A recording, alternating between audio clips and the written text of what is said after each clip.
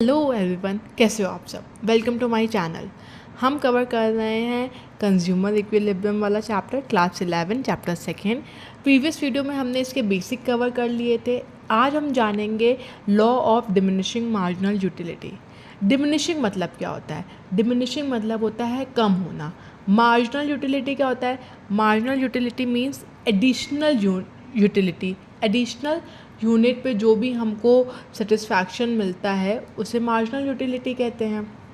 Law of diminishing marginal utility state that as more and more unit of a commodity are consume, marginal utility derive from every additional unit must decline.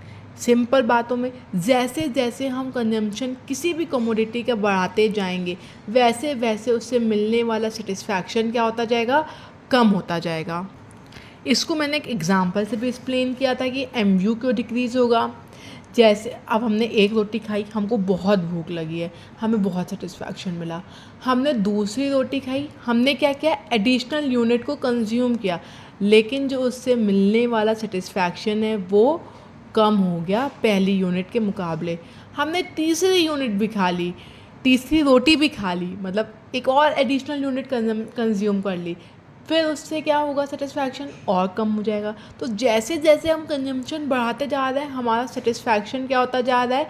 कम होता जा रहा है। हर एक additional unit पे जो उसका satisfaction है, marginal utility है, वो कम होती जा रही है। और यही बताता है law of diminishing marginal utility.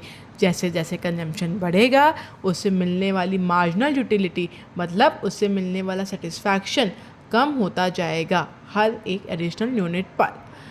अब it happen in respect of all goods and services. ये यूनिवर्सल एप्लीकेबल है, हर गुड्स के ऊपर अप्लाई किया जाता है।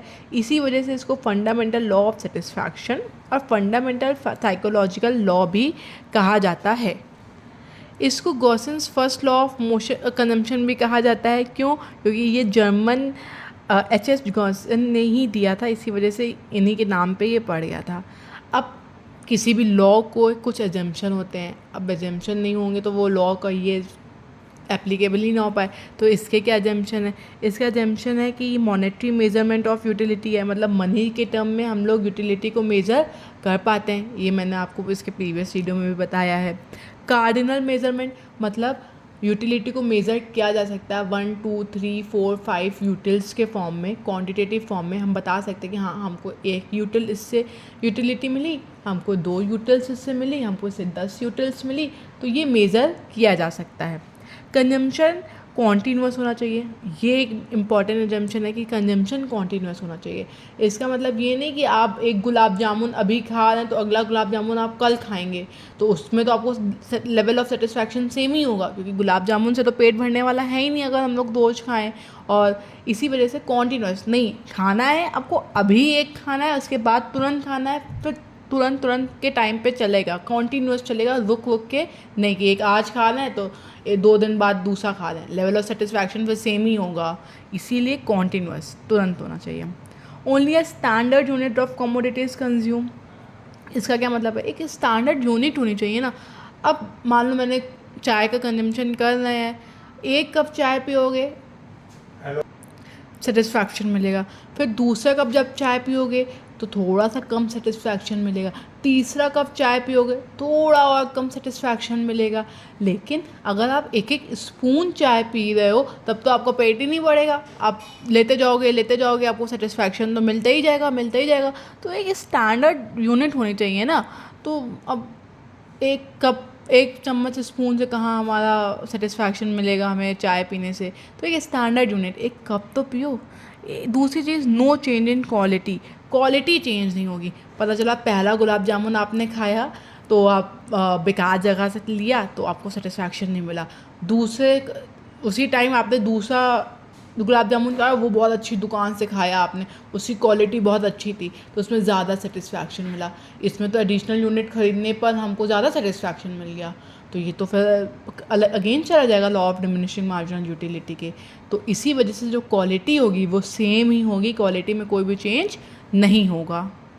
इसी को डायग्राम से समझ लेते हैं कि कुछ भी ले लीजिए, गुलाब जामुन कई एग्जांपल ले लीजिए, हमने 1 यूनिट कंज्यूम की, टोटल यूटिलिटी हमको 8 मिली क्योंकि मार्जिनल यूटिलिटी भी 8 थी।